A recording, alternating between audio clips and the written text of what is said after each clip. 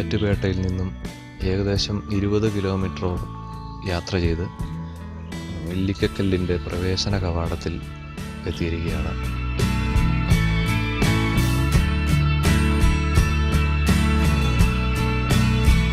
സ്വകാര്യ വാഹനങ്ങൾക്ക് പ്രവേശനം മുകളിലേക്ക് അനുവദിക്കുന്നില്ല. ഇവിടെ പാർക്കിംഗ് സൗകര്യം ഏർപ്പെടുത്തിയിട്ടുണ്ട്. DTPC, അതായത് ഡിസ്ട്രിക്റ്റ് ടൂറിസം പ്രൊമോഷൻ കൗൺസിൽ, അവരാണ് ഇല്ലിക്കക്കല്ല് ടൂറിസം കേന്ദ്രത്തിൻ്റെ എല്ലാ ചുമതലകളും എല്ലാ സൗകര്യങ്ങളും ഏർപ്പെടുത്തിയിരിക്കുന്നത്. സന്ദർശക പാസ്സുണ്ട്, അതുപോലെ തന്നെ വാഹന പാർക്കിങ്ങിന് പ്രത്യേക പാസ്സുണ്ട്. ഏതാണ്ട് 50-ലേറെ വാഹനങ്ങൾ പാർക്ക് ചെയ്യാവുന്ന വിശാലമായ ഒരു പാർക്കിംഗ് ഗ്രൗണ്ടാണ് DTPC ഇവിടെ സജ്ജമാക്കിയിട്ടുള്ളത്.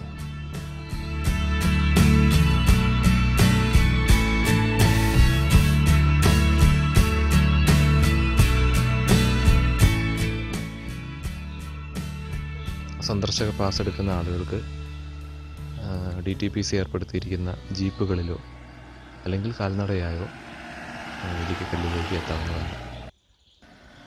ജീപ്പിൽ ആളൊന്നിന് 20 രൂപ നിരക്കിൽ, അതായത് റിട്ടേൺ ചാർജ് ഉൾപ്പെടെ 20 രൂപ നിരക്കിൽ യാത്ര ചെയ്യാം.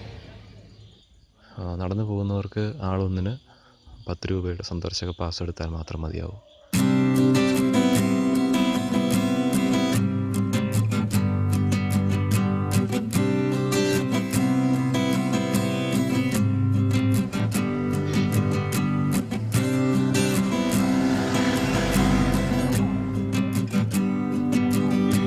ശരിക്കും ഇല്ലിക്കക്കല്ലിൽ അസ്തമയം കാണുന്നതിന് വേണ്ടിയിട്ടാണ് കൂടുതൽ ആളുകളും എത്തുന്നത് എന്ന് തോന്നുന്നു.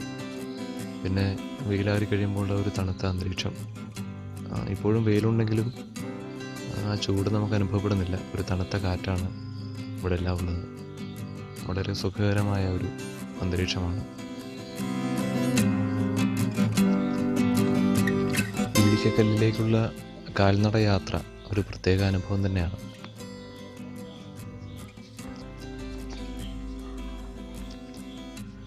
പ്രത്യേകിച്ച് ഫോട്ടോഗ്രാഫിയിൽ ഒക്കെ വളരെ ക്രേസുള്ള ആളുകളാണെങ്കിൽ അതിന് പറ്റിയ ഒരു സാഹചര്യമാണ് ഇവിടെ ഉള്ളത്. എങ്ങോട്ട് ക്യാമറ തിരിച്ചാലും ഭംഗിയുള്ള ഫ്രെയിമുകൾ, പച്ച പുല്ലുകളും അതിനിടയിലൂടെ വളഞ്ഞു പുളഞ്ഞ റോഡുകളും ഒക്കെയായിട്ട് വളരെ മനോഹരമായ ഭംഗിയേറിയ കാഴ്ചകളാണ് നമുക്കിവിടെ കാണാനാവുക. ആ കാണുന്ന കുന്നിന് മുകളിൽ നിന്നാൽ ഇല്ലിക്കക്കല്ലിൻ്റെ സമീപ ദൃശ്യം നമുക്ക് ആസ്വദിക്കാം. മുൻപ് അവിടെ നിന്ന് അപ്പുറത്തേക്ക് ഇറങ്ങിപ്പോകാൻ അനുവദിച്ചിരുന്നു.